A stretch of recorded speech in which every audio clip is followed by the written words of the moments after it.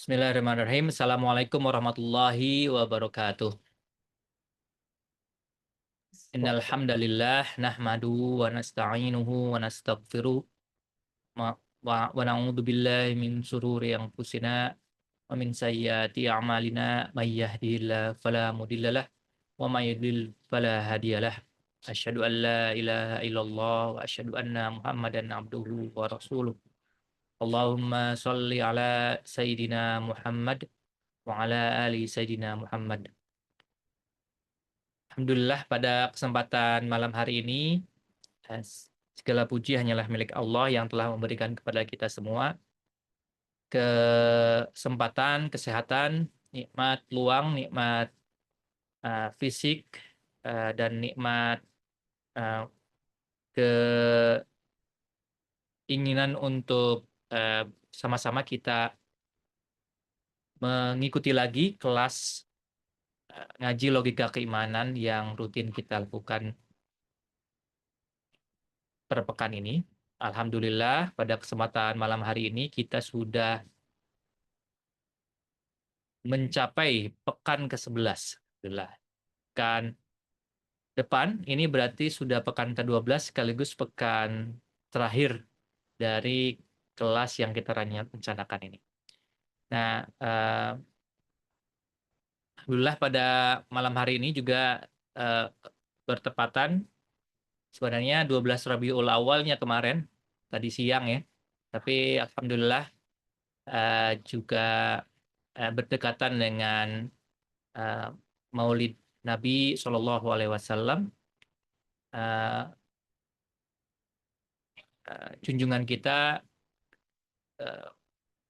Habibina, kasih kita Rasulullah SAW yang dengan perantara beliaulah kita bisa menikmati cahaya iman, cahaya Islam yang walaupun kita tidak bertemu langsung dengan beliau, tapi melalui ilmu yang diturunkan lewat para ulama, kita bisa mengetahui mengenai keimanan tentang tauhid, tentang Allah dan tentang makhluknya. Alhamdulillah pada kesempatan malam ini Mas Ataka sudah hadir di tengah-tengah kita. Apa kabar Mas Ataka, sehat? Alhamdulillah sehat Mas Hanif. Alhamdulillah. Oke, tanpa kita berpanjang lebar lagi, saya langsung saja serahkan kelasnya kepada Mas Ataka. Monggo.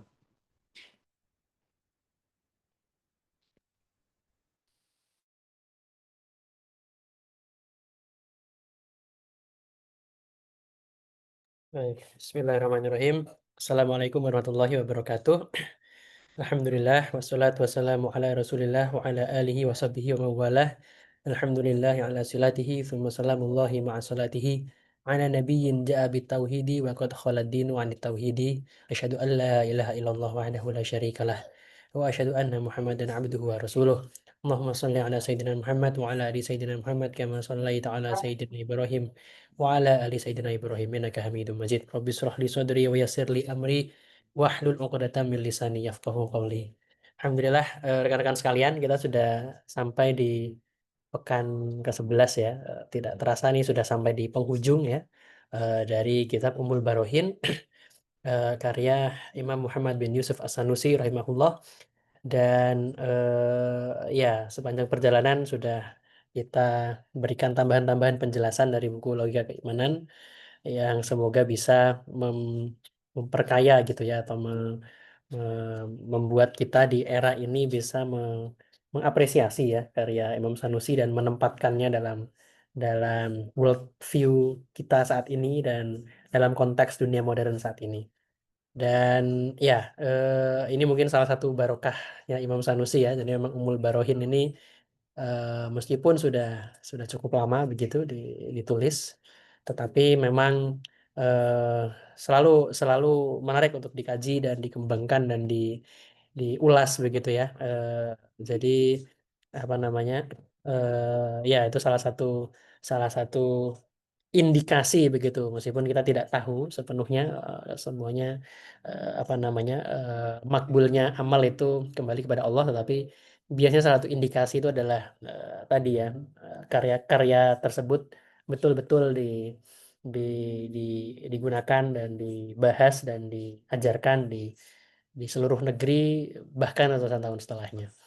Ya, dan, di malam ini kita sudah sampai di tentang pembahasan tentang syahadat Rasul ya, dan betul sekali ini momen momen, Maulid Nabiullah Muhammad Shallallahu Alaihi Wasallam yang juga apa namanya, sangat mulia di bulan Rabiul Awal ini, dan ya, pas banget dengan syahadat Rasul, dan juga, kalau Imam Al-Laqani di Jawharut Tauhid itu ada bait yang memuat tentang beliau ya, wa afdalul khalqi alal itlaqi nabiyuna famil anisyiqaqi. Jadi, ciptaan yang paling afdol, ciptaan yang paling baik secara mutlak begitu ya, itu adalah nabi kita.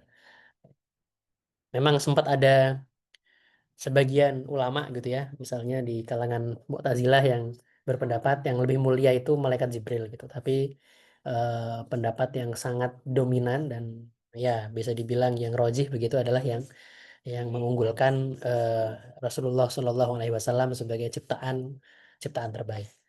Baik, dan alhamdulillah kita diberi anugerah yang luar biasa sebetulnya ya, bisa bisa mendapatkan kesempatan, menjadi umat beliau, dan semoga, materi malam hari ini juga membuat kita senantiasa, menumbuhkan semangat dan cinta kepada beliau, dan bukan sekedar cinta yang terucap di lisan saja ya, tetapi meneladani beliau, mengikuti sunnah beliau, dan, menjadikan ajaran beliau pedoman hidup kita sampai akhir hayat kita kelak. Amin ya rabbal alamin. Baik, kita lanjut teman-teman di teks Ummul Barohin begitu ya. Ya, jadi sebelumnya kita sudah membahas tentang syahadat tauhid ya. Faqad bana laka tadammunu qawli la ilaha illallah lil aqsami tsalatsah. Jadi, perkataan la ilaha illallah itu ya, syahadat syahadat tauhid itu, terkumpul di dalamnya 3 jenis gitu ya, atau tiga tiga hal gitu. Allati yajibu 'alal mukallaf ya, yajibu 'alal mukallaf ma'rifatuha. Jadi wajib bagi mukallaf, untuk mengetahuinya. Fi haqqi maulana jalla wa az. Bagi, apa namanya, Tuhan kita yang Maha Agung dan Maha Tinggi gitu ya. Wa hiya ma yajibu fi haqqihi ta'ala wa ma yastahil wa ma yajuz. Yaitu yang wajib bagi Tuhan kita, yang mustahil dan yang boleh, atau yang mungkin. Wa amma qauluna Muhammadur Rasulullah sallallahu alaihi wasallam. Nah, jadi yang masuk ke dalam kalimat syahadat kedua, Muhammadur Rasulullah ya. Nah, ini yang menarik di sini Imam Sanusi merangkum ya. Ya, ya, jadi yang masuk ke dalamnya adalah al-iman bisa iril anbiya. Iman kepada seluruh nabi. Ya, jadi, dulu di UK pernah ada ini ya, seorang pedagang apa namanya, pedagang ayam halal gitu ya, tapi sepertinya bukan muslim gitu. Tapi dia kerja di toko ayam halal, terus karena lihat istri saya pakai jilbab, terus dia tahu kalau kita muslim. Terus dia bertanya dengan nada menyerang, "Kenapa kok," ya ada beberapa pertanyaan lah yang diajukan. Nah, salah satunya yang menarik itu, "Kenapa kok, orang Islam itu syahadat yang kedua itu syahadatnya hanya Nabi Muhammad?" Katanya mengimani nabi-nabi sebelumnya juga, kenapa nggak ada syahadat Nabi Isa, syahadat Nabi Musa, dan seterusnya. Dan ini sebetulnya jawabannya, ya karena iman kita kepada Nabi Muhammad Shallallahu Alaihi Wasallam itu mengcover iman kepada seluruh nabi yang lain yang diutus oleh Allah, ya alaihimussalam. Jadi, tidak harus sesuatu itu tidak harus eksplisit ada di apa namanya, di syahadat bagi kita untuk kita imani, gitu ya. Jadi semuanya terkandung sebetulnya dalam Muhammadur Rasulullah, terangkum dengan indah. Nanti kita akan lihat, hikmah di balik itu ya yang disampaikan Imam Sanusi insyaallah. Jadi iman bisa iril anbiya wal malaika. Jadi wal malaikati wal kutubi wa as-samawiyati. Jadi termasuk iman kepada malaikat, iman kepada kitab-kitab samawiyah ya, kitab-kitab yang itu diturunkan dari langit gitu ya. Wal yaumil akhir, dan hari akhir. Kenapa? Ila annahu alaihi wassalatu wassalam jaa bi tasdiqi jami'i dzalik. Jadi kenapa? Karena Rasulullah datang dengan informasi, tentang semua itu, ya, membenarkan seluruh poin-poin itu, ya, membenarkan tasdik. Ya, jadi iman kepada Rasulullah itu esensinya mengcover iman kepada seluruh nabi, malaikat, kitab suci dan hari akhir. Seperti itu. Nah, jadi itu kenapa ini luar biasanya ya itu kalimat syahadat ya. Jadi yang pertama merangkum keimanan yang kepada Allah bahwa Allah itu ada, Allah itu tidak berawal, tidak berakhir, wajib ya. Allah itu maha berkehendak ya, fa'il mukhtar. Allah itu berbeda dengan yang lain, Allah itu esa ya. Semua sifat-sifat Allah itu terangkum dalam la ilaha illallah. Ya, karena sifat-sifat itulah Allah menjadi satu-satunya entitas yang layak disembah. Tidak ada ilah yang layak disembah kecuali Allah. Nah, rukun iman yang lain terangkum dalam asyhadu anna Muhammadar Rasulullah. Ya, jadi dan itu kenapa mengimani itu ya apa namanya semua ya rukun iman itu ya 6 rukun iman yang kita pelajari saat kecil itu adalah sesuatu yang rasional ya karena berbasis pada kepercayaan kepada Tuhan dan kepercayaan validitas kenabian dalam hal ini kenabian Rasulullah Shallallahu Alaihi Wasallam yang sama-sama didukung bukti rasional. Iya karena tadi ketika Rasulullah mengaku sebagai utusan Tuhan dan ada mukjizat di tangannya itu adalah konfirmasi ya konfirmasi dari Tuhan bahwa sodako abdi ya hambaku telah berkata benar tentang semua yang ia sampaikan dariku seperti itu. Nah ini juga ini kayaknya sempat kita singgung ya.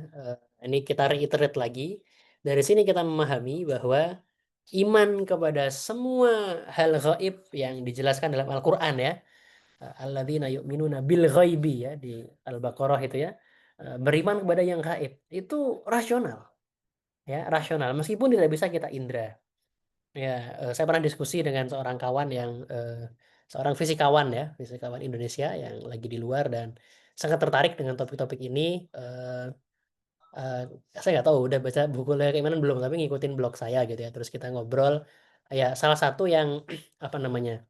Ya dari perspektif fisikawan yang mungkin sulit diterima gitu ya menurut menurut menurut perspektif fisikawan itu adalah ya adanya malaikat dan jin gitu karena ya kalau adanya Allah Subhanahu Wa Taala itu tidak itu bisa diterima lah rasional gitu ya kenabian juga rasional tapi menurut dia yang mungkin akan sulit diterima di zaman ini itu malaikat jin dan seterusnya kenapa karena ya tadi fisikawan itu apa namanya bekerja dengan sesuatu yang bisa diindra ya atau bisa diukur dengan alat ukur ya kalau ada sesuatu di alam ini yang ada wujud gitu ya di alam part of universe menempati alam semesta juga bahkan bisa berinteraksi dengan kita ya jin itu bisa berinteraksi dengan manusia malaikat bisa berinteraksi dengan manusia tapi nggak bisa diukur ya itu fisikawan akan sulit menerima itu nah kenapa kok sulit ya ya tadi karena asumsinya semua yang ada itu harus di dunia ya itu harus bisa diindra. Nah, itu kelirunya. Ya, itu kelirunya. Kenapa? Karena keberadaan sesuatu yang tidak bisa kita indra tapi ada gitu ya. Itu sesuatu yang mungkin. Ya kan? Itu bukan sesuatu yang mustahil aklan, tidak jatuh ke kontradiksi. Ya, kenapa? Karena misalnya di depan saya nih. Misalnya jangan di depan lah, di sebelah kanan kiri ada malaikat ya. Saya nggak bisa ngelihat nih, ya. Tapi ada gitu kan. Saya kalau mau ngukur pun juga nggak akan keukur ya. Mau pakai sensor apapun ya nggak akan bisa. Karena memang itu gaib, gaib. Nah, apa bukti malaikat itu ada? Ya tadi karena ada khobar sodik ya. Karena ada informasi dari Rasul bahwa ada malaikat di sebelah kanan dan kiri kita. Lalu kalau ditanya, lah kalau ada di situ harusnya bisa diukur. Nah, itu enggak. Itu yang keliru. Karena apa harusnya bisa diindra gitu ya. Kenapa? Karena informasi yang kita terima di indera kita itu pun diciptakan oleh Allah. Jadi Allah bisa menciptakan agar indera kita itu tidak melihat sesuatu yang ada di sebelah kanan kita. Padahal ada di situ. Allah bisa menciptakan di sensor yang kita gunakan, instrumen yang kita gunakan itu tidak terdeteksi meskipun ada sesuatu di situ. Nah, jadi itu sesuatu yang mungkin. Dan itu kenapa ini ya ada golden rule gitu ya. Saya lupa istilah tepatnya ya. Mungkin kapan-kapan mungkin bisa teman-teman cek ada bab di kitabnya Imam Al-Ghazali Iqtisad fil I'tiqad yang sangat indah gitu ya menurut saya merangkum ini. Intinya adalah kalau sesuatu itu mungkin secara rasional dan disampaikan melalui khobar oleh Rasul, maka itu harus diterima. Itu harus diterima. Nggak boleh ditakwil gitu ya, nggak boleh di apa namanya artinya itu dicocok-cocokkan dengan sains atau ditafsirkan dengan sains. Enggak. Jadi kalau Al-Qur'an menyampaikan bahwa misalnya laut terbelah. That's it. Mungkin secara rasional disampaikan Rasul. Terjadi. Ya, atau menyampaikan bahwa bulan terbelah. That's it. Terjadi. Seperti itu. Nah, tapi bukan berarti kita membenarkan semua klaim soal hal gaib gitu ya.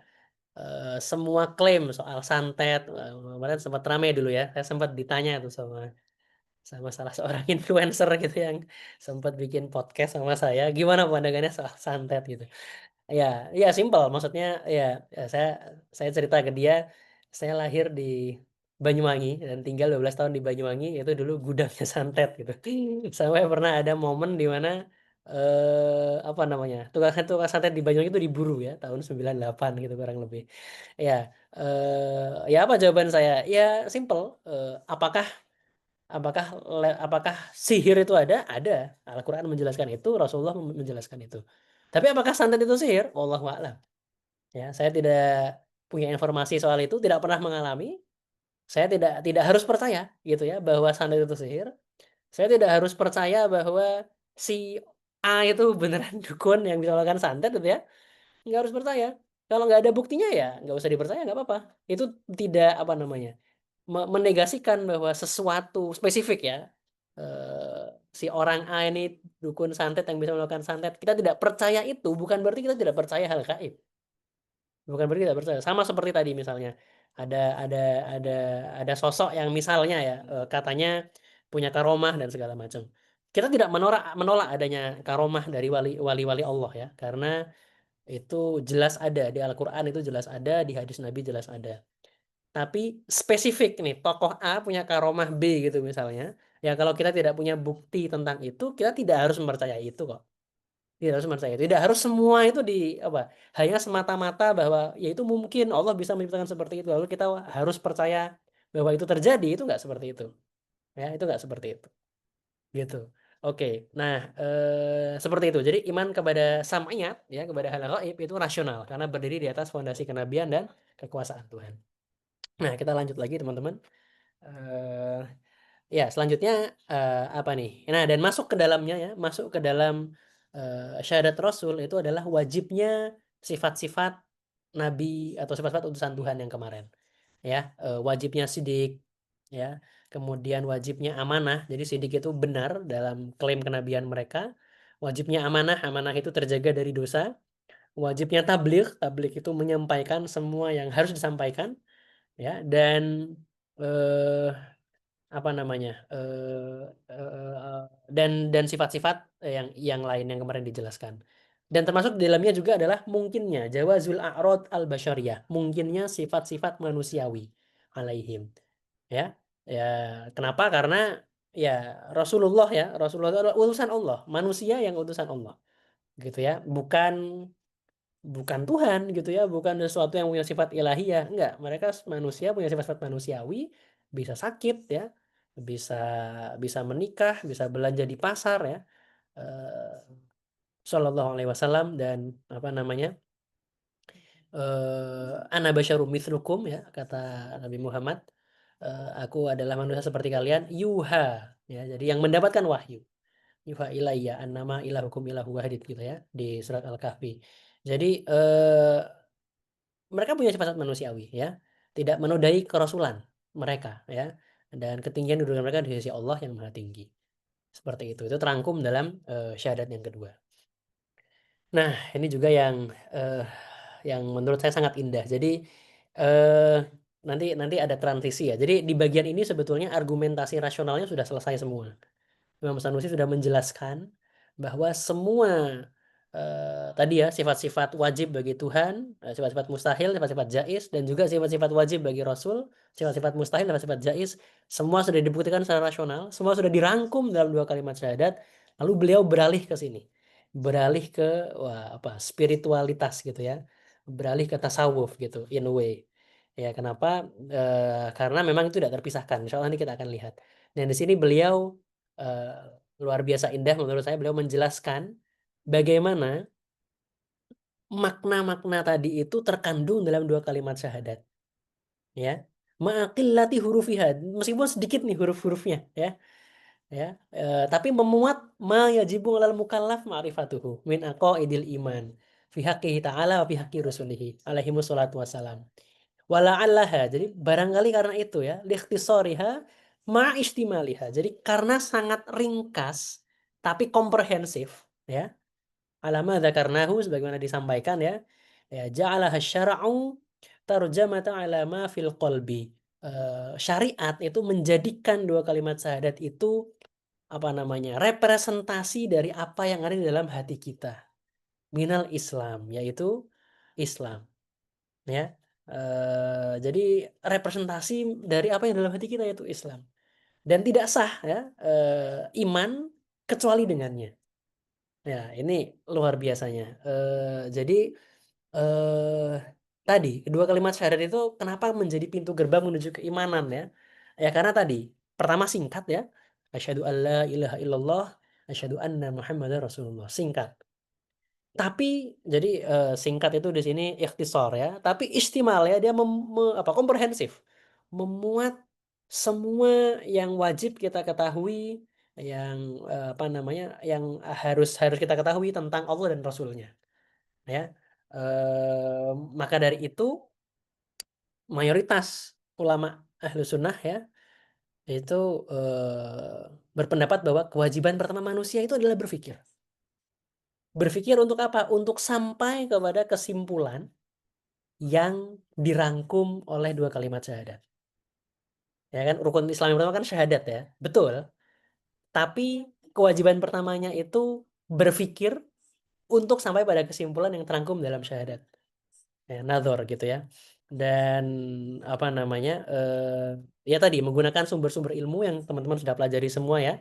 Indra, testimoni, akal sampai pada kesimpulan dua kalimat syahadat, maka saat muslim gitu ya mengucapkannya itu merefleksikan keyakinan penuh dalam hati.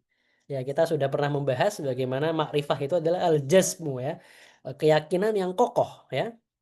Ya, yang tidak bisa berubah lah ya tamilun nakat gitu ya tidak bisa berganti karena memang bukti-buktinya pasti semua jadi nggak bisa berganti ya jadi itu kenapa tadi ini menjadi dasar atau fondasi iman dan amal dalam Islam dua kalimat syahadat ini ya Masya Allah luar biasa ya dan itu kenapa iman itu tidak berhenti di sini ya iman itu tidak berhenti di sini ya karena kalau dalam Islam ya kalau ya ini repotnya ya apa namanya ya ya kan di Barat itu kan ada Islamic Study dari perspektif kacamata akademik yang mempelajari Islam as apa namanya ya sebagai objek gitu ya termasuk soal akidah Islam jadi ada yang mempelajari akidah Islam as it is as a philosophical discussion hanya sebagai diskusi filosofis saja yang kering. Nah dalam Islam nggak seperti itu ya betul bahwa apa namanya bahwa fondasinya rasional tapi nggak berhenti di situ nggak cukup berhenti di situ kenapa karena kalau kita sudah paham bahwa bukti rasional bahwa Allah itu satu-satunya ilah yang layak disembah dan bahwa Rasulullah adalah utusannya maka kita nggak bisa menghindar kita nggak bisa cuman oh ya udah kesimpulannya itu that's it enggak kita harus ya itu ada konsekuensinya dong ya kan ada konsekuensinya. Konsekuensinya adalah bahwa hidup ini tidak meaningless, hidup ini punya makna, ada tujuannya, dan bahwa Rasulullah Shallallahu Alaihi Wasallam itu memperingatkan kita, basyiro wa nadhiro ya, basyiro wa nadhiro wa da'yan ilallahi biiznihi wa sirajan muniro. Jadi sebagai pembawa berita gembira tapi juga sebagai pembawa peringatan. Peringatan bahwa Allah Subhanahu wa taala menjadikan hidup ini sebagai ujian, waktunya yang terbatas, kita nggak tahu kapan kita akan mati. Setelah kita akan mati, kita akan dibangkitkan, kita akan dihisap dan akan ada pembalasan, akan ada jaza. Begitu. Jadi bukan sekedar philosophical discussion semata. Dan itu kenapa teman-teman ya di Al-Qur'an kita melihat ya eh, ketika Al-Qur'an mengkritik orang-orang kafir Quraisy gitu ya. Itu bukan kritik yang sembarangan, itu kritik kepada mereka yang sudah tahu nih bahwa Islam itu benar gitu. Ya. Jadi sudah tahu bahwa itu benar, ada bukti rasionalnya tapi tetap nggak mau menerima karena berbagai alasan. Ya, karena pernah ada yang nanya ke saya ya, "Oh, kalau agama Islam itu rasional, kenapa nggak semua orang itu beriman?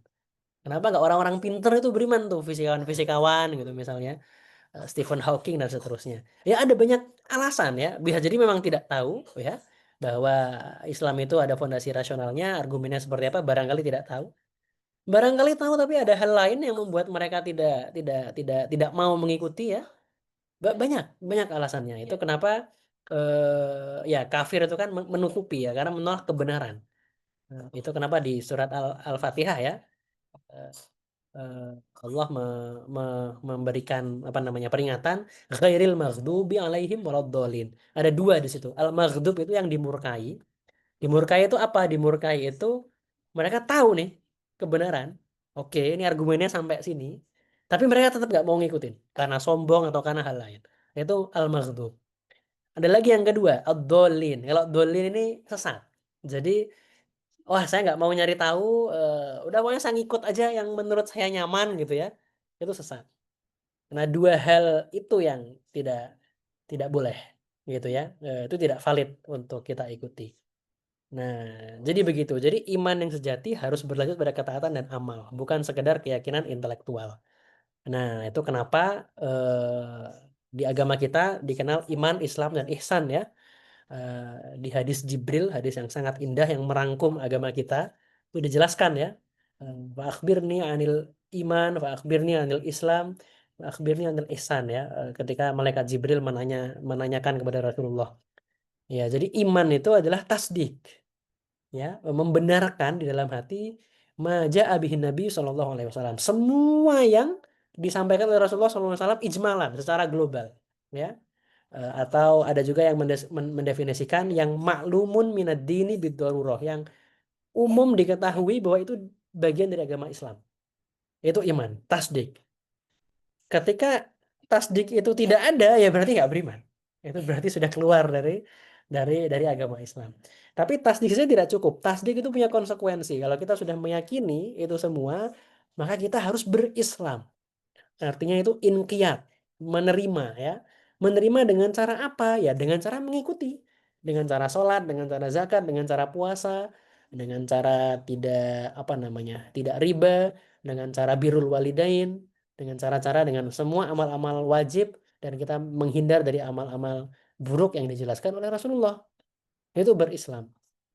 Ya, jadi sebenarnya dua hal ini eh concomitant, apa namanya, iltizam, saling berimplikasi nih karena kalau kamu memang benar-benar iman pasti konsekuensinya harus berislam, dan kalau kamu berislamnya itu beneran bukan munafik gitu ya, pasti ada imannya gitu. Nah, jadi seperti itu. Nah, itu kenapa debat intelektual rasional itu nggak berhenti di situ, bahkan ya in a way sebenarnya ya ini trikinya belajar ilmu kalam ya, karena sangat perdebatan gitu ya kalau di kitab-kitabnya, tapi sebenarnya ya saya sering diingatkan apa sih tujuannya belajar ilmu ini gitu ya, itu bukan bukan buat kita menang debat gitu ya, bukan buat kita sok-sokan keren atau gimana, bahasannya daging atau apa, enggak sama sekali ya. Ini tujuannya ya mencari tahu kebenaran nih, mencari tahu, menjawab existential question kita ya, kita ini dari mana, mau kemana, apa yang harus dilakukan dalam hidup. Ini semua existential question yang harus dijawab oleh masing-masing kita begitu. Dan dan ya di sini at least saya ya itu menemukan jawabannya gitu.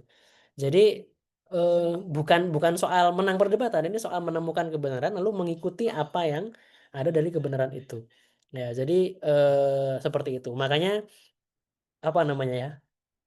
Iya, makanya tidak sedikit ulama juga yang mengkritik mereka yang terlalu apa ya, terlalu terlalu nyemplung dan terlalu terkungkung di sini gitu. Misalnya Imam Al-Ghazali misalnya ya, Imam Al-Ghazali itu di Ihya Ulumuddin itu beliau sampai bilang ya, saya ini sudah paling ahli ilmu kalam, tapi saya kasih tahu kamu, kamu nggak bisa dapat mengenal Tuhan seutuhnya gitu ya, atau mengenal mengenal lebih dekat Tuhan tuh hanya dengan argumentasi di ilmu kalam.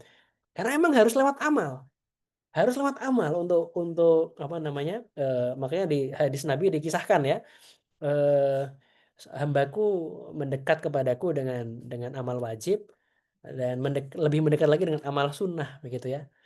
Nah, seperti itu. Jadi iya, kalau katanya sebagian ulama itu, ilmu kalam itu ya kayak misalnya gini, kita punya istri atau pasangan yang kita cintai, ilmu kalam itu hanya berhenti pada saya membuktikan bahwa pasangan saya ini ada. Tapi berhenti di situ. Harusnya apa? Harusnya lebih dari itu. Kalau kamu memang cinta pada pasanganmu, ada amalnya kan gitu ya. Tunjukkan dong. Seperti itu. Nah, itu kenapa di Al-Qur'an itu sepakat tuh. Beriman dan beramal saleh itu sepakat, ya.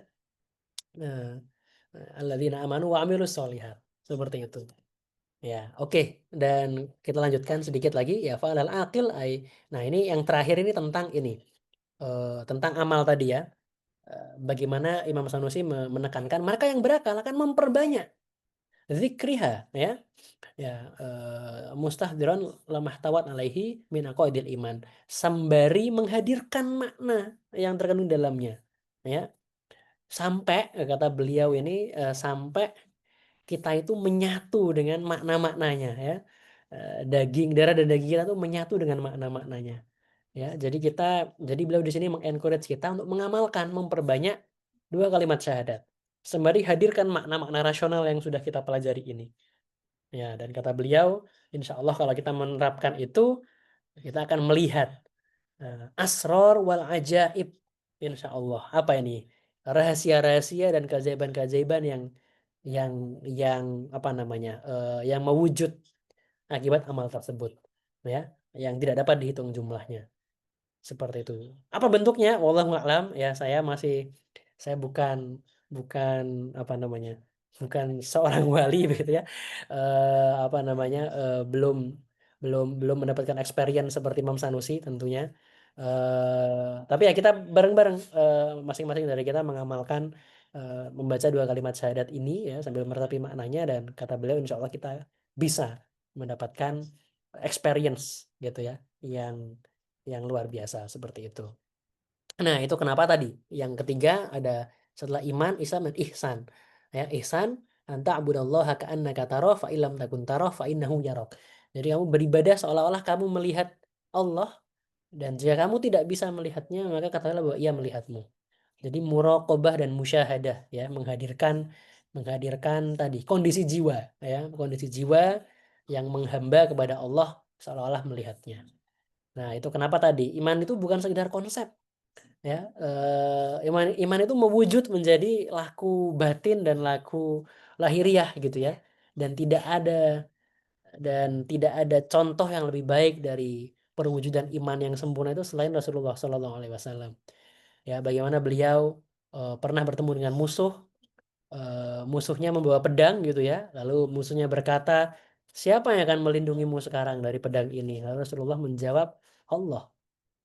Allah. Tentu saja itu bentuk tawakal ya. Tapi kenapa beliau bertawakal? Karena segala sesuatu itu butuh kepada wajibul wujud. Tidak ada doror, tidak ada manfaat, tidak ada mudarat yang bisa muncul kecuali karena Allah, bukan karena pedang, bukan karena musuh. Kalau Allah tidak menghendaki tidak akan terjadi, ya. Jadi itu sesuatu yang sangat rasional, itu implikasi dari bukti rasional yang sudah kita pelajari. Termasuk tidak khawatir soal rizki. Nah, ini juga pelajaran buat saya pribadi ya. Gus Baha itu pernah di salah satu ceramahnya beliau berkata ya kalau kita masih khawatir soal rizki itu kita kita apa namanya ya ya seperti seperti apa namanya ya seperti tidak percaya gitu ya bahwa Allah itu maha kaya maha independen bisa memberikan kita apapun gitu. Eh, atau ketika kita larut dalam kesedihan saat cobaan dan seterusnya. Jadi hidup itu benar-benar bergantung kepada Allah bukan bergantung kepada sebab-sebab natural karena memang itulah implikasi dari bukti-bukti rasional tadi. Oke, ya seperti itu. Ah, terakhir dari sini mungkin merangkum ya. Intinya adalah teman-teman dari sini kita paham bahwa ternyata teologi itu rasional, ya kan? Rasional. Bukti-buktinya ada ya, menggunakan epistemologinya jelas, sumber pengetahuannya ada. Meyakini syariat itu konsekuensi rasional, bukan emosional, bukan warisan. Ya, dan sains pun juga rasional. Jadi kita tidak menolak sains kok, ya. Makanya guru saya Syekh Hamzah Karamali pernah bilang ya, science is great but materialism is false. Dari science itself itu adalah salah satu produk pengetahuan yang valid gitu ya, tentu dengan segala catatan dan kekurangannya, tapi itu valid. maka sama-sama bisa dipercaya. Seperti itu. Jadi yang terpenting itu bagaimana kita memahami epistemologi yang benar, bagaimana kita menempatkan masing-masing sumber pengetahuan sesuai sesuai lokasinya gitu ya. Nah, jadi yang keliru kalau kita memutlakkan salah satunya. Misalnya yang ngomong sains itu satu sumber pengetahuan. Gitu misalnya ya. Atau menolak sains sepenuhnya. Ya terserah Allah menciptakan keteraturan seperti apa, ya kan? Jadi kita nggak harus percaya sains yang terus berubah misalnya. Ya nggak seperti itu juga, ya. Ya, jadi Allah itu juga bisa menciptakan keteraturan dan menciptakan dan itu jelas kita melihat itu gitu ya.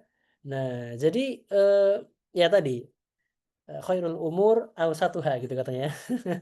Perkara terbaik itu yang di tengah-tengah ya. Jadi tidak yang ekstrim seperti itu. Nah, terus bagaimana kalau ada pertentangan?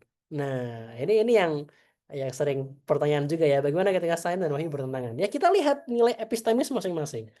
Ya, ini bukan soal sainsnya harus dikalahkan oleh wahyu, misalnya gitu ya. Atau wahyunya harus ditakwil menjadi semuanya mengikuti sains, misalnya gitu.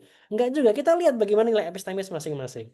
Ya, ya kira-kira karena gini, sumber-sumber pengetahuan itu ada banyak ya, dan masing-masing boleh jadi level kepercayaannya berbeda-beda. Ada yang qot'i, ada yang dhonni, kan gitu ya. Kemarin sudah sempat kita bahas. Jadi kita harus berhati-hati, ya. Ya, opsinya itu nggak harus ditolak dua-duanya, misalnya gitu ya. Bisa jadi ada kompromi gitu ya, atau bisa jadi ada fakta tambahan. Ya, misalnya, oh mekanika kuantum dan evolusi itu katanya probabilistik atau random gitu ya. Itu bertentangan dengan teologi Islam kayak gitu.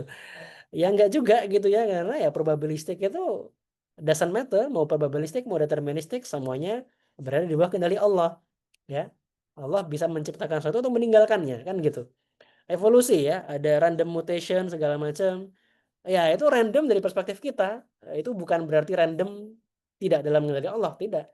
Seperti itu. Ya. Tapi tetap kalau ada informasi dari wahyu ya yang qot'i ya dan tidak bisa ditakwil ya jangan ditakwil. Ya, misalnya penciptaan Nabi Adam misalnya ya. Ya itu bisa jadi kharqul adah, bisa jadi mukjizat gitu ya. Jadi nggak harus dipaksakan, disesuaikan, dicocokkan dengan sains gitu ya. Nah, termasuk soal mukjizat-mukjizat yang lain. Jadi yang lebih tepat adalah ya kita kumpulkan aja fakta-faktanya, ya. Terus kita cari kesimpulan mana yang paling baik dari fakta-fakta tersebut, ya. Jadi seperti itu. Nah, terus kalau ada yang komentar, wah kok ribet banget ya. Nah, kenapa nggak tolak aja salah satu gitu kan? Nah, itu sebenarnya nggak cocok tuh seperti itu. Karena faktanya sains sendiri nggak seperti itu. Ketika dulu ada observasi bahwa oh orbit planet Uranus ini agak aneh nih. Kayaknya hukum Newton salah atau ada sesuatu yang kita belum tahu gitu. Apa yang dilakukan saintis saat itu? Apakah menolak hukum Newton? Tidak. Justru dari situ kemudian ketahuan ada planet Neptunus. Nah, makanya orbitnya Uranus agak terganggu gitu ya. Jadi kita itu tidak semata-mata kita tuh tidak naif gitu. Ada bukti ada sumber pengetahuan yang valid, terpercaya hanya karena ada sesuatu yang kita belum tahu nih, belum bisa dijelaskan oleh epistemologi kita, lalu kita buang semuanya. Enggak seperti itu. Bahkan sains pun enggak seperti itu. Sekarang kalau teman-teman menekuni fisika ya, relativitas Einstein itu sangat bagus untuk menjelaskan planet-planet. Mekanika kuantum sangat bagus menjelaskan atom-atom. Apakah keduanya bertentangan? Bertentangan. Keduanya nggak bisa disatukan. Either salah satunya salah gitu ya, atau bahkan dua-duanya salah bisa jadi. Tapi nggak mungkin dua-duanya benar. Apakah lantas kita menolak keduanya? Ya enggak. Ya kita gunakan apa yang terbaik yang kita punya sambil kita cari solusinya. Nah, seperti itu. Nah, jadi terakhir mungkin ya, intinya kita juga harus paham. Terkadang itu kita tuh belum tentu punya jawabannya loh. Bisa jadi posisi terbaik itu adalah tawakuf. Kita nggak, oke, saya nggak tahu nih. Dan ini bukan bukan sesuatu yang tercela in a way. Justru ini adalah humility. Kita paham keterbatasan kita. Dan ini banyak dipraktekkan oleh ulama-ulama juga ketika mereka tidak bisa mencari jawaban, menemukan jawaban antara oh ada hadis seperti ini tapi ada fakta seperti ini. Saya belum bisa menjelaskan ini. It's fine. It's fine. Mungkin akan dijelaskan oleh ulama yang datang setelahnya atau ilmuwan yang datang setelahnya. Seperti itu. Ya, jadi kita juga harus memahami bahwa pengetahuan itu terbatas. Ya, ya hidup ini adalah perjalanan mencari kebenaran ya. Jadi ya wallahu a'lam. apa namanya, terserah Allah akan memberi kita jawaban atau tidak. Wallahu a'lam. Baik, nah terakhir ini penutup dari Imam Sanusi, wabillahi taufik la robba ghairuh wa la ma'buda siwah nas'aluhu subhanahu wa ta'ala ayaj'alana wa ahibbatana indal maut natiqina bi kalimati syahadah alimina biha. Ini luar biasa indah. Eh Ya, kita di sini mengamini doa Imam Sanusi ini untuk menjadikan kita dan orang-orang yang kita cintai saat kita mati nanti, saat kita sakratul maut nanti, agar bisa mengucapkan dua kalimat syahadat dan mengetahui maknanya. Bukan mengucapkan saja, mengetahui maknanya. Mengetahui maknanya, mengetahui bukti-bukti rasionalnya. Ya, wasallallahu ala sayyidina Muhammad, ulama dzakarahu dzakirun, wa ghafala an dzikrihul ghafilun. Dan semoga salawat tetap tercurahkan kepada junjungan kita Muhammad setiap kali orang-orang berzikir mengingat beliau dan setiap kali orang-orang yang lalai melalaikan beliau. Wa radhiyallahu taala an ashabi Rasulillahi ajma'in wa tabi'ini lahum bi ihsanin ila yaumiddin. Wassalamun alal mursalin walhamdulillahi rabbil alamin. Baik, itu penutup dari Imam Sanusi. Alhamdulillah teman-teman, ya cukup panjang mungkin perjalanannya, tapi kita berhasil menyelesaikan Ummul Barohin dari Imam Sanusi.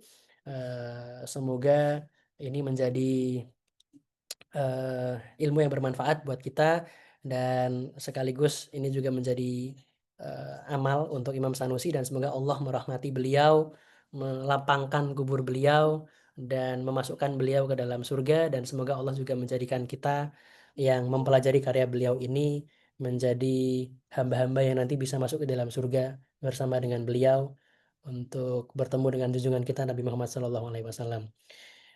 Mungkin itu dari saya sebagai penutup di malam hari ini. Eh, Wabillahi taufik wallahul muwaffiq ila aqwamit thoriq. Assalamualaikum warahmatullahi wabarakatuh. Saya kembalikan ke Mas Hanif. Alhamdulillah rabbil alamin. Terima kasih Mas Taka. Nah, akhirnya sampai juga di penutup ini. Ini biasanya kalau udah eh, khataman kayak gini ada mayorannya ini makan-makannya.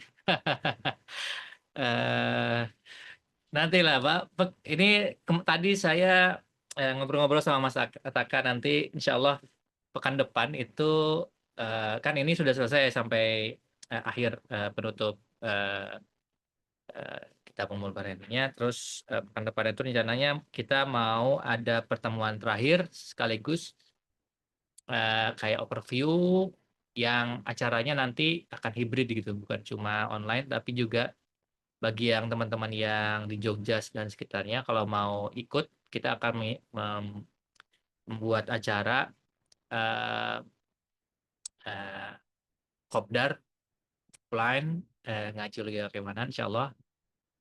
Nanti secara detailnya nanti saya eh, kabarin lagi ya di grup, insya Allah. Nah, em, untuk selanjutnya, eh, mungkin dari teman-teman sekalian kalau ada yang mau ditanyakan atau ditambahkan atau disampaikan, monggo, saya persilakan. Bisa lewat chat atau lewat langsung aja buka mikrofon ini.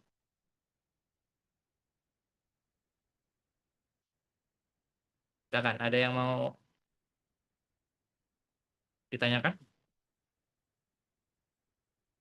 Ini berarti ini udah pertemuan ke-11. Alhamdulillah. Berarti kalau kemarin mulainya bulan Mei ya, kalau nggak salah ya, bulan Mei, Juni, Juli, Agustus, September. Sekarang udah 5 bulan. Alhamdulillah. Ya, nggak kerasa ini. Silakan kalau ada yang mau ditanyakan, teman-teman. Izin Mas Hanif ya, Ya, eh, silakan, silakan. sedikit komentar dan mungkin sekaligus minta eh, jawaban termasuk juga saran ya dari Mas Antaka. Eh, Tadi menarik disampaikan kalau ya mungkin dengan mempelajari logika yang cukup mendalam untuk memahami eksistensi Tuhan bukanlah saat bukanlah jalan utama begitu ya untuk kemudian kita bisa eh, bisa kemudian Tadi analoginya seperti ini ya, seperti katakan kita memiliki istri dengan mengetahui eksistensi ataupun keberadaan istri tidak lantas kemudian kita bisa mencintai istri kita gitu. Artinya adalah ada proses, ada kebersamaan, ada kemudian komunikasi yang bisa kemudian menuntun kita untuk kita akhirnya mencintai istri kita begitu. Termasuk juga tadi menjadi analogi gitu ya ketika kita berinteraksi dengan Tuhan gitu. Nah, saya jadi terpantik sebetulnya untuk kembali memahami kalau mungkin itu indahnya Islam ya dalam arti tidak semua orang memiliki kesempatan yang sama begitu ya, seperti kita yang memiliki kelapangan waktu, energi, eh, tenaga begitu ya untuk bisa kemudian duduk bermajelis untuk memahami satu kitab yang membahas alasan rasional ataupun argumentasi rasional tentang keberadaan Tuhan gitu. Tidak semua eh, Muslim itu memiliki kesempatan, saya pikir ya, tidak memiliki kesempatan yang sama seperti seperti yang mungkin sudah kita langsungkan. Mungkin contohnya seperti ini. Katakan ada seorang ibu rumah tangga yang ditinggal wafat oleh suaminya dan harus menafkahi anak-anaknya yang mungkin jumlahnya tidak sedikit, katakan ada 3 atau 4 anak gitu ya, harus dinafkahi. Dan beliau harus menjadi, katakan kondisi ekonominya tidak cukup baik begitu ya, sehingga beliau harus berprofesi sebagai buruh yang tentunya tidak memiliki kesempatan yang sama untuk kita untuk bisa mengenal Tuhan, eksistensi Tuhan sampai sampai kemudian argumentasi rasionalnya. Tapi eh, seorang ibu ini sekadar memahami kalau memang Tuhan itu ada, lalu mungkin tidak terganggu dengan syubhat-syubhat ya sains modern begitu ya. Ya mungkin ya akidahnya salim dan saya pikir Islam pun juga menerima gitu loh, menerima keadaan seperti itu untuk kemudian diterima begitu loh keimanannya gitu untuk kondisi-kondisi seperti itu. Dan saya jadi teringat sebetulnya mungkin pernah diceritakan ya oleh Mas Ataka juga di awal terkait dengan kisah Imam Fahrudin Ar-Razi gitu ya dengan seorang Arab Baduy di mana sang imam kan ini dikenal sebagai salah satu raksasa lah ya di kajian rasionalitas Islam begitu. Di mana ada seorang Arab Baduy gitu ya yang yang merespon Imam Harudin Ar-Razi yang terkenal sebagai seorang imam besar yang memiliki 1.000 dalil yang bisa membuktikan keberadaan Tuhan begitu. Nah, respon dari Arab Baduy ini kan agak sedikit keheranan ya. Keheranan kenapa? Karena kenapa harus ada 1.000 argumentasi keberadaan Tuhan ketika kita sudah cukup meyakini keberadaan Tuhan dan tidak ada dalil yang bisa membuktikan bahwa Tuhan itu nggak ada dan jumlahnya sama sebanyak 1.000 gitu. Dalam arti kalaupun tidak ada keraguan sampai 1.000 dalil, tidak ada 1.000 dalil yang bisa membuktikan kalau Tuhan itu tidak ada. Kenapa toh harus ada 1.000 dalil yang bisa membuktikan kalau Tuhan itu ada? Kurang lebih kayak gitu dari respon Arab Baduy. Yang saya nangkapnya sih eh, sepertinya mungkin sebagian orang dianggap cukup gitu loh untuk bisa mengetahui eksistensi Tuhan tanpa kemudian membangun sampai 1.000 dalil gitu atau 1.000 argumen tadi gitu untuk bisa kemudian meyakini gitu akan adanya eksistensi Tuhan. Dan ya itu mungkin bisa bisa dikomentari Mas Ataka. Apakah sebetulnya mungkin ini juga juga refleksi ke saya ya setelah kajian Umul Baroh ini apa gitu langkah berikutnya gitu.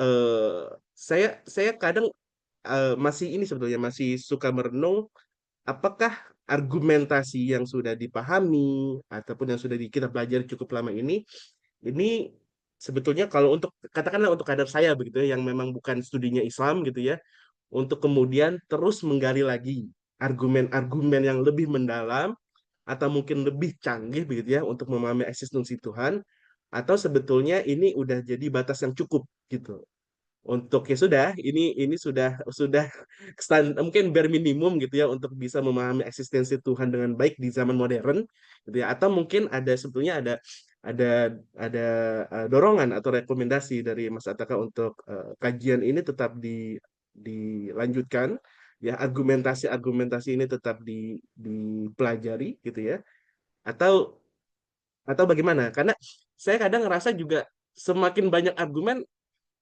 at some point mungkin agak bingung juga gitu loh. At some point itu agak bingung dengan makin banyak argumen. Tapi kalau dari bahasan-bahasan kita kemarin, argumen-argumen yang dipaparkan saya rasa cukup mencerahkan gitu, cukup mencerahkan untuk memahami dan menghilangkan keraguan yang memang selama ini justru saya pertanyakan gitu loh. Dan itu terjawab dari diskusi ataupun pemaparan-pemaparan dari Mas Atta kemarin. Cuman memang pertanyaannya itu, apakah ada satu titik di mana kalau semakin banyak argumen yang kemudian kita gali, at some point itu memang akan ada titik di mana malah muncul keraguan dan sebaiknya memang tidak sampai terlalu dalam. Nah itu mungkin eh, saya meminta arahan ya dari Mas Ataka.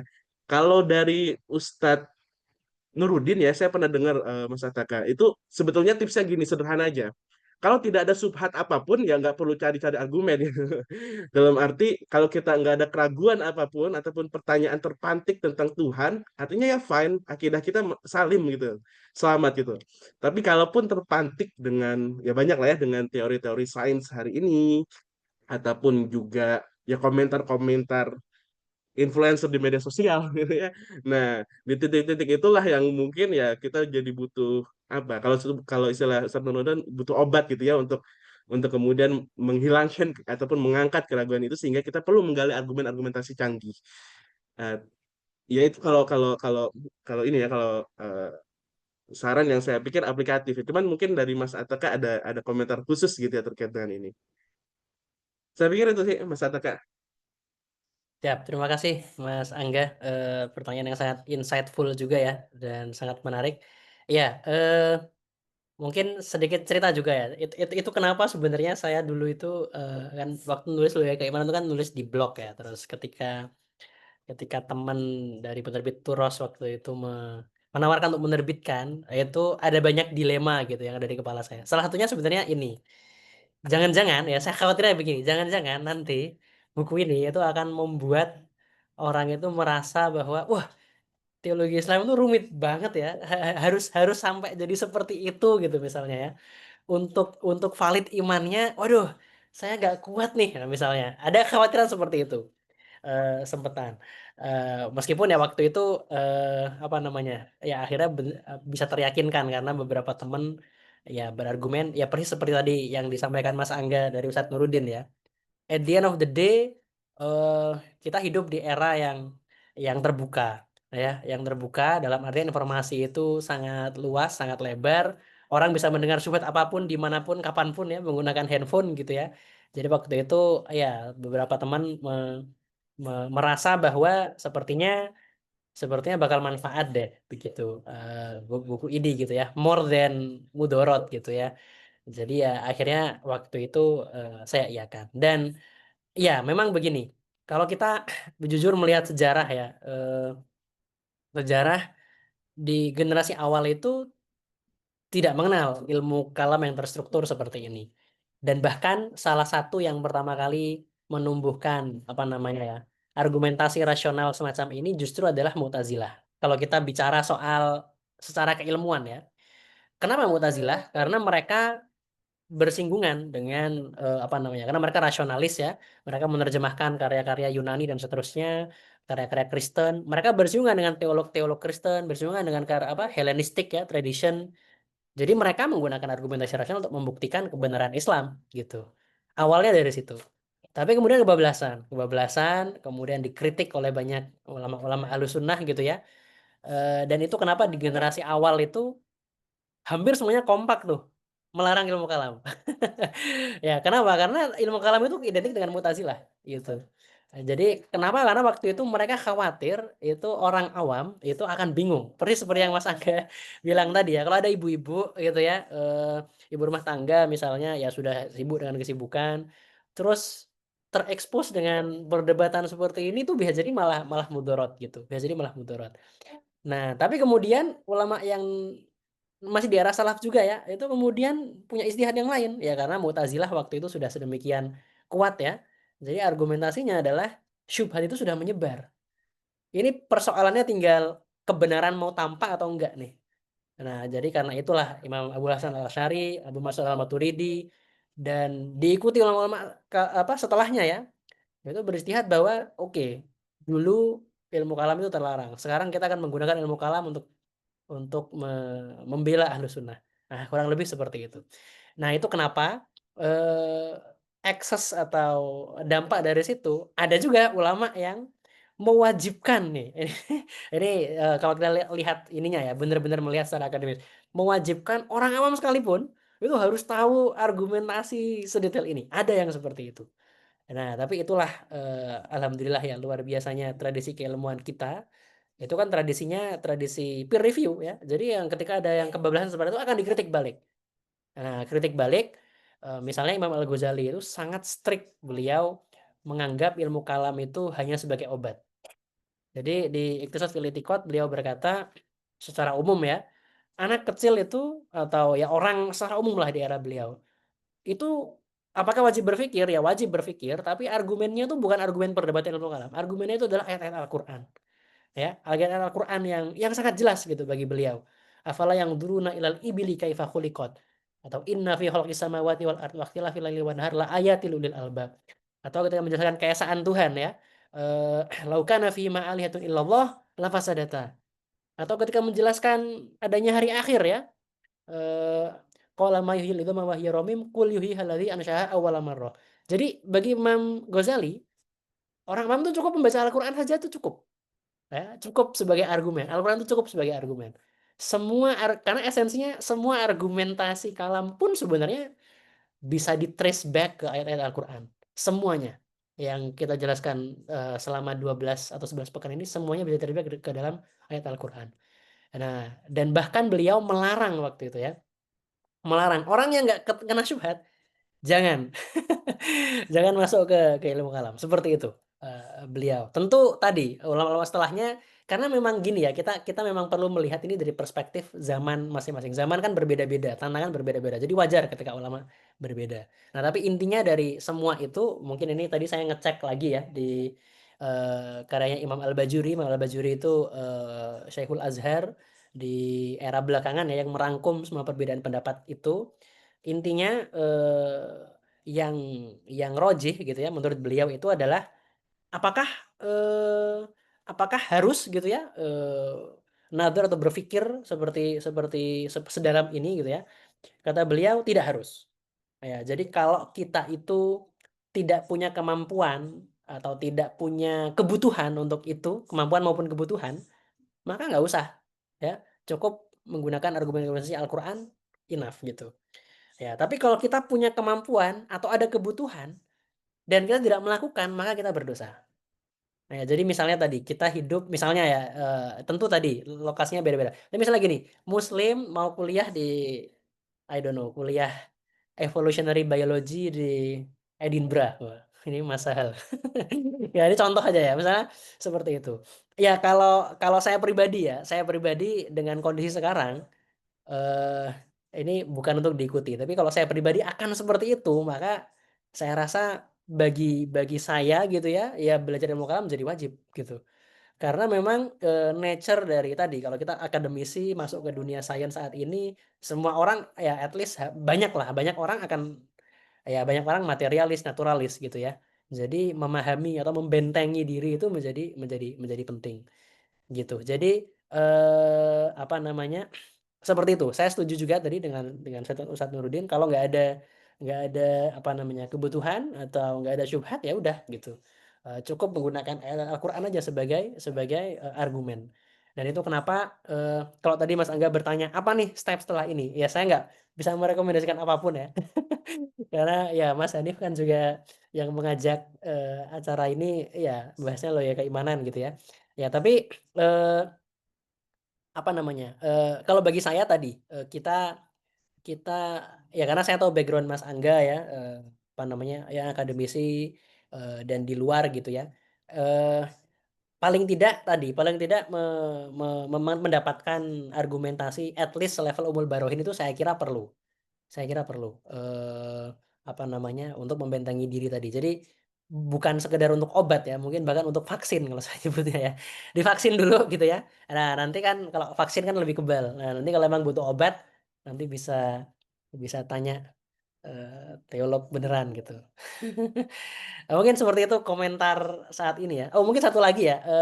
Itu kenapa ada buku yang menurut saya sangat sangat bagus ya dari Imam Al-Ghazali, namanya Al-Qistasul Mustaqim.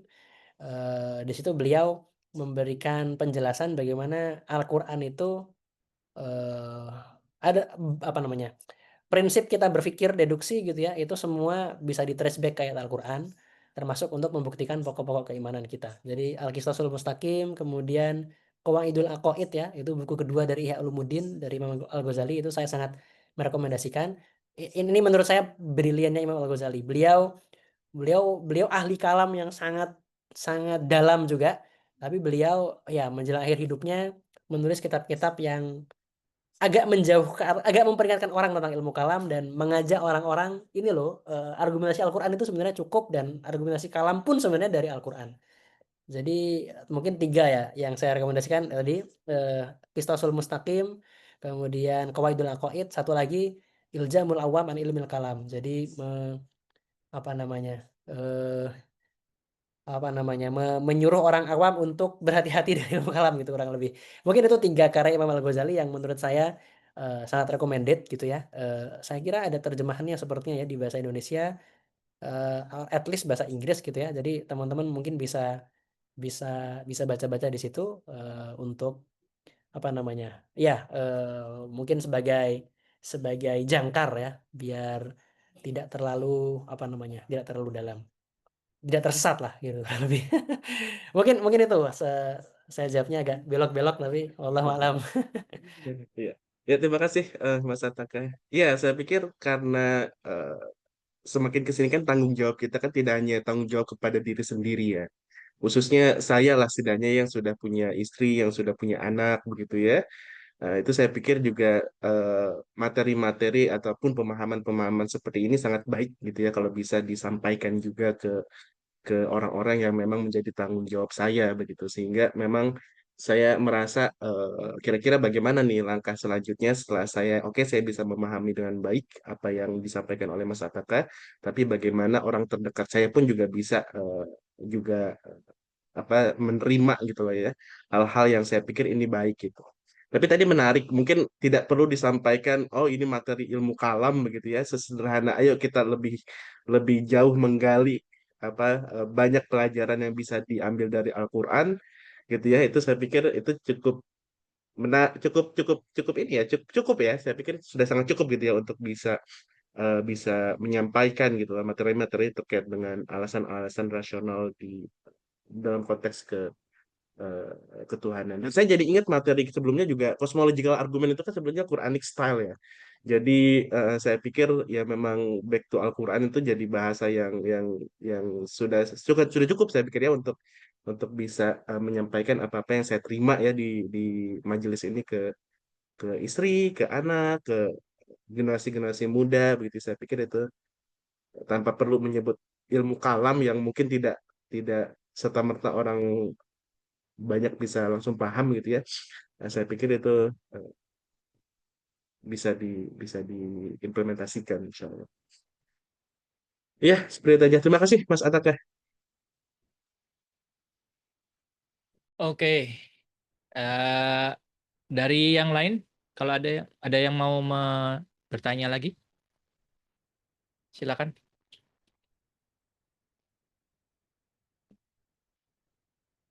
Ada lagi?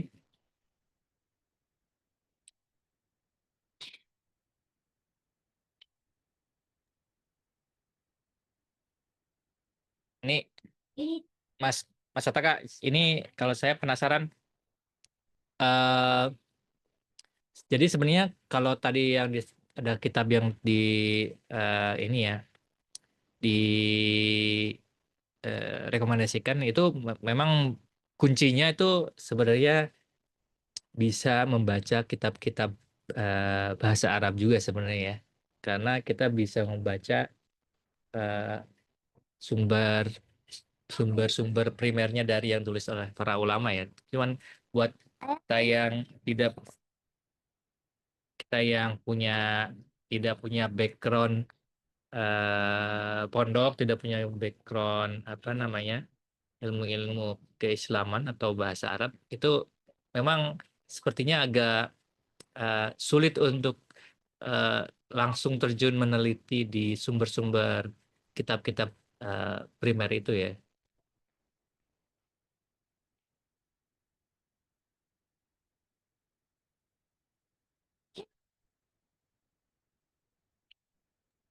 Halo, Mas Arif? Ya, ya. Oh, sorry, saya kira terputus. Silakan Mas. Siap-siap. Iya, terima kasih Mas Arif. Eh, iya, memang apa namanya ya? Ya memang bahasa menjadi salah satu ini ya, salah satu modal penting begitu ya. Kalau kita mau apa namanya? Ya serius mempelajari dan eh, memahami bagaimana para ulama-ulama kita itu apa namanya? Ya apa namanya? Ya menghasilkan karya-karya mereka gitu ya. Karena memang betul ya sumber-sumber primernya menggunakan bahasa Arab seperti itu. Nah, tapi ya sebenarnya saya pribadi termasuk yang merasa mungkin agak berbeda dengan sebagian sebagian pihak ya. Sebagian pihak ada yang agak berhati-hati nih dengan membaca terjemahan. Karena dan saya paham concernnya karena terjemahan itu seringkali missing the point ya.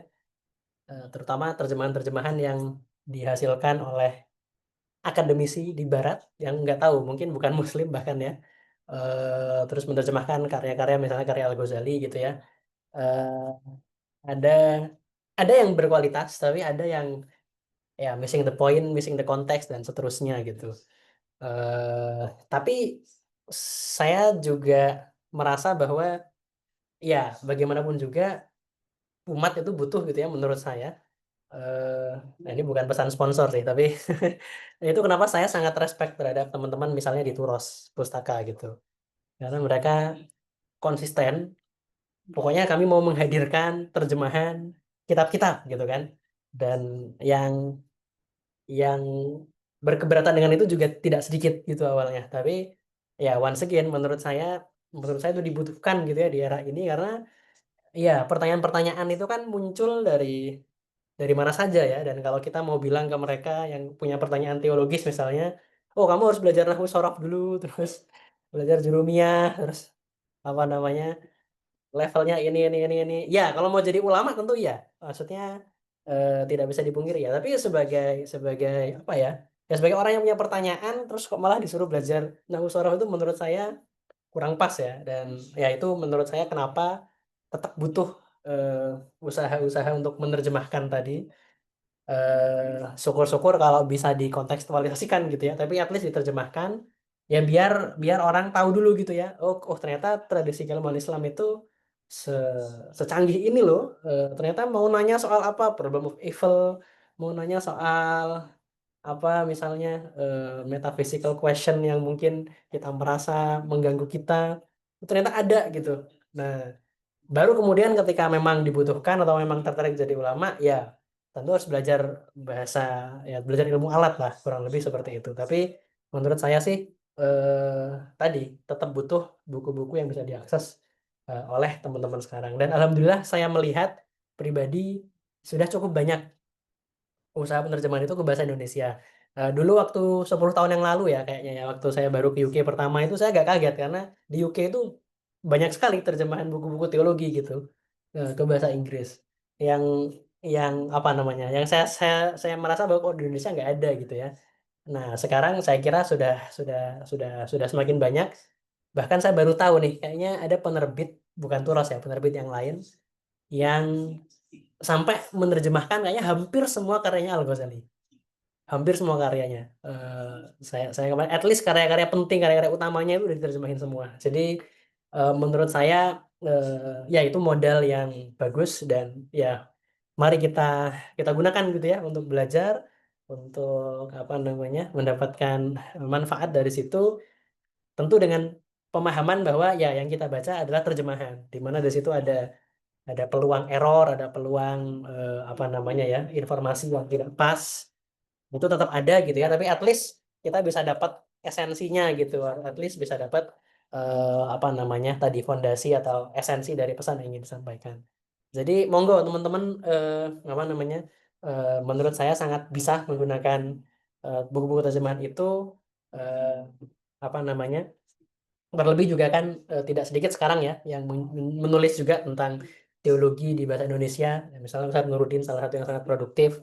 Di bahasa Inggris juga begitu.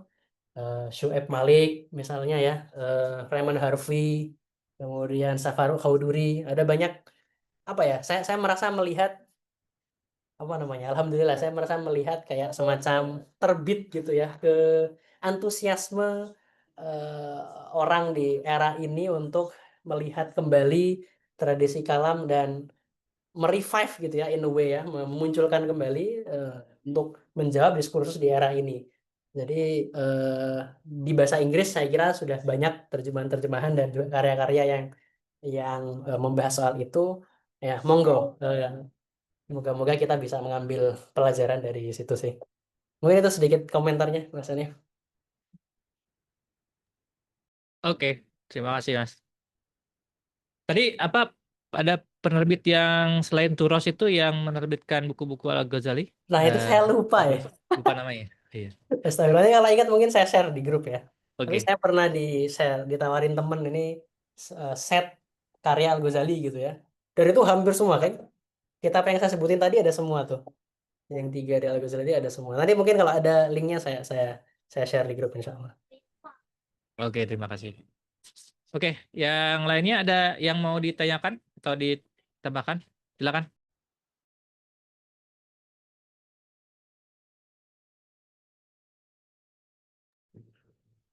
Kalau kitab-kitab lain selain Imam Al-Ghazali seperti kitab-kitab Imam Fakhruddin Ar-Razi gitu yang mungkin nggak lazim Imam Al-Ghazali ya yang di telinga kita lah gitu. Itu gimana Mas Ataka? Siap. Ya, Imam Fakhruddin Ar-Razi itu one of a kind ya menurut saya. Saya belum baca banyak karyanya, tapi cuma sekilas-sekilas. Tapi beliau one of a kind, beliau orang yang benar-benar masuk sangat dalam ke filsafat tanpa rasa takut gitu ya. Sekaligus juga ahli tafsir, sekaligus juga ahli bahasa dan digabung semuanya gitu ya. Makanya katanya tafsir beliau Mafatihul Ghaib itu eh, apa namanya memuat segala sesuatu kecuali tafsir gitu. Bersandanya saking apa namanya saking luasnya. eh Beliau sangat advance sih, apa namanya ya, beliau ya tadi di kitab teologi beliau itu hampir tidak bisa dibedakan dengan kitab filsafat gitu ya, karena beliau tipe yang ya sudah semuanya adalah sumber pengetahuan yang valid, ayo kita masak gitu kurang lebih. Jadi eh, kalau untuk apa namanya ya, biasanya sih kalau untuk orang-orang yang tidak berkecimpung di situ biasanya tidak direkomendasikan, dalam artian karena terlalu tadi ya, karena biasa jadi sangat sangat sangat kompleks gitu ya. Makanya ya rata-rata pakai Imam Sanusi atau Imam Al-Ghazali itu biasanya cukup, tapi memang buat teman-teman yang betul-betul apa namanya ya betul-betul ingin punya kemampuan, punya punya waktu, dan punya punya keinginan gitu ya untuk berkontribusi di bidang ini, wah kayaknya wajib at some point gitu ya baca baca Fakhruddin Ar-Razi dan apa namanya dan karya-karyanya. Jadi eh ya beliau one of a kind lah, kayaknya nggak ada lagi yang yang seperti itu, masya Allah. Iya, ya kebetulan kan saya ada circle juga ya beberapa tahun terakhir memang cukup masuk juga ke bahasan filsafat sains ya, Mas Ataka. Dan salah satu kitab yang memang saya cari kemarin kitab dari Fakhruddin Ar-Razi itu yang Mafatih Al-Ghaib. Cuman memang sejauh yang saya cari saya tidak menemukan yang terjemahan bahasa Inggris gitu. Ya tadi yang mungkin yang saya komparasi dengan Imam Al-Ghazali yang hampir semua kitab diterjemahkan, saya penasaran gitu. Kalau nama besar seperti Fakhruddin Ar-Razi, apakah kitab-kitabnya juga di digarap juga gitu ya untuk kemudian ya bisa kita nikmati juga gitu walaupun mungkin terjemahan gitu. Terakhir sih kalau saya cari kitab tafsirnya tidak ada ya yang versi versi terjemahan gitu. Iya, setahu saya juga belum ada Mas Angga. Kayaknya ada yang sudah menerjemahkan yang surat Al-Fatihah doang ya, kalau nggak salah ya, dalam Hmm. bahasa Inggris. Saya memang apa ya, ya saking saking beliau itu confident-nya ya, style beliau itu semua argumen lawan itu akan beliau paparkan sebagus mungkin. Baru kemudian beliau respon. Nah, itu yang membuat kenapa kok orang awam tidak direkomendasikan gitu ya, karena baca argumen lawan ini bisa jadi, "Oh iya ya, kok kok bener juga nih kayaknya," gitu. Jadi apalagi kalau kita belum paham gitu ya, terus bisa jadi kita merasa respon Imam Ar-Razi itu merasa kurang kuat atau gimana gitu, padahal nggak juga gitu. Jadi, ya saya kira ya tadi, saya nggak tahu, saya belum tahu ada nggak karya beliau yang agak lebih ke beginner gitu ya, tapi hampir semua karya-karya utamanya itu ya advance sih, dan itu luar luar biasa sih, maksudnya maksudnya, eee, ya moga-moga Allah bisa, apa namanya ya, moga-moga Allah memberikan rahmatnya untuk umat Islam di era ini gitu ya, yang yang bisa seperti beliau. Mhm. Siap, siap. Ya, at some point saya ngerasa ini sih, Mas apa, ya mungkin nggak melulu berarti ingin jadi ulama begitu ya, dalam arti ya sekedar menjadi pengkaji serius di bidang yang memang sedang sedang saya tekuni itu ya. Saya ngerasa kadang memang kayaknya memang akan sangat baik untuk mengakses kembali begitu ya.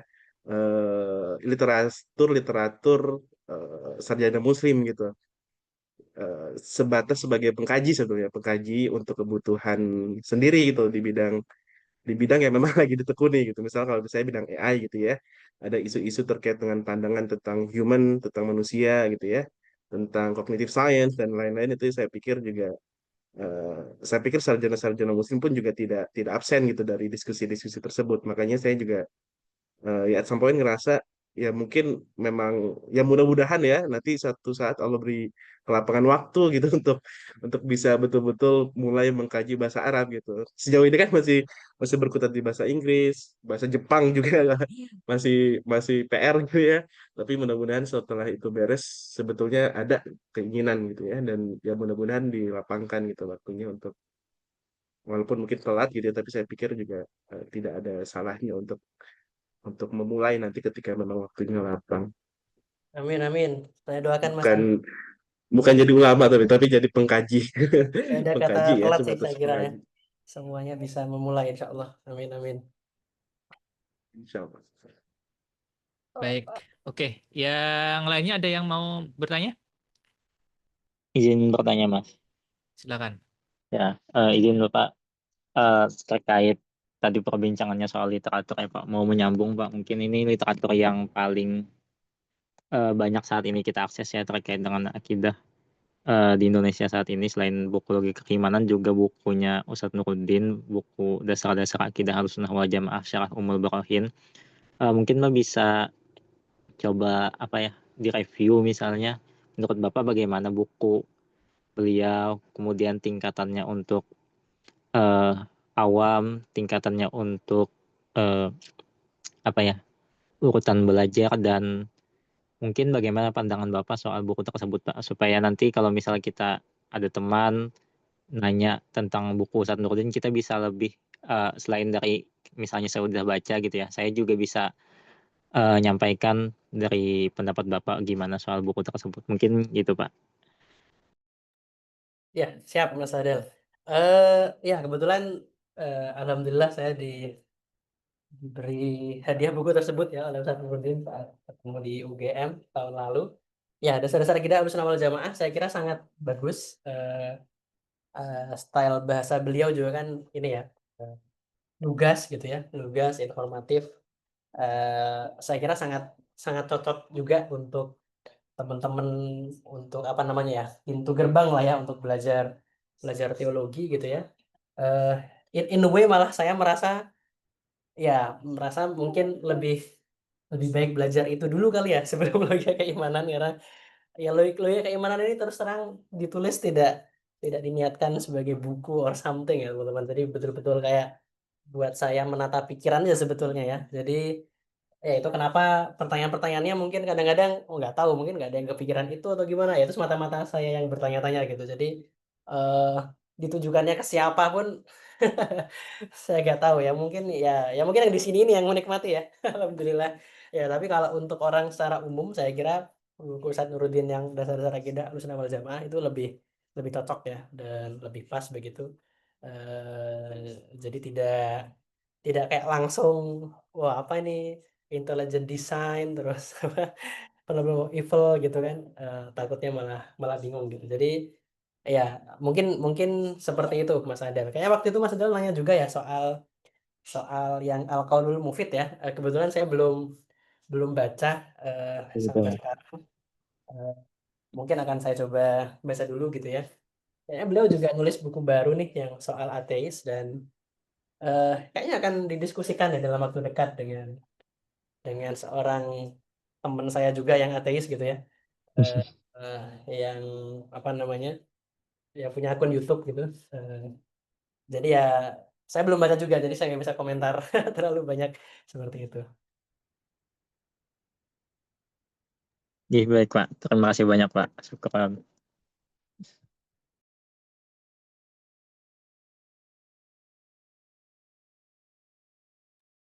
Oke, baiklah. Em, karena sudah jam 9:30 ya, mungkin untuk eh, untuk itu saya cukupkan dulu pertemuan kita pada kesempatan malam hari ini. Terima kasih sekali lagi kepada Mas Ataka dan teman-teman sekalian yang sudah bersedia atau hadir di kesempatan ngaji logika keimanan kita sampai pekan ke-11 ini. Mudah-mudahan menjadi sarana untuk kita bisa berpikir lalu menerapkan logika itu untuk menguatkan keimanan yang kita miliki. Untuk sesi terakhir pekan depan, insya Allah akan diadakan hari Sabtu ya, Sabtu sore sekitar pukul 3:30 insya Allah waktu Indonesia Barat. Jadi nanti sekali lagi kalau ada yang tempat tinggalnya di Jogja atau sekitarnya, kalau ada yang mau ikut yang offline, kita akan buat hibrid, jadi yang offline dan online juga. Nanti kita akan sampaikan undangannya untuk seluruh. Sekali lagi saya ucapkan terima kasih. Dan saya mohon maaf jika ada kekurangan dan kesalahan. Billahi taufiq wal hidayah. Wassalamualaikum warahmatullahi wabarakatuh. Waalaikumsalam warahmatullahi wabarakatuh. Terima kasih teman-teman semua. Terima kasih Assalamualaikum. Mas Ataka.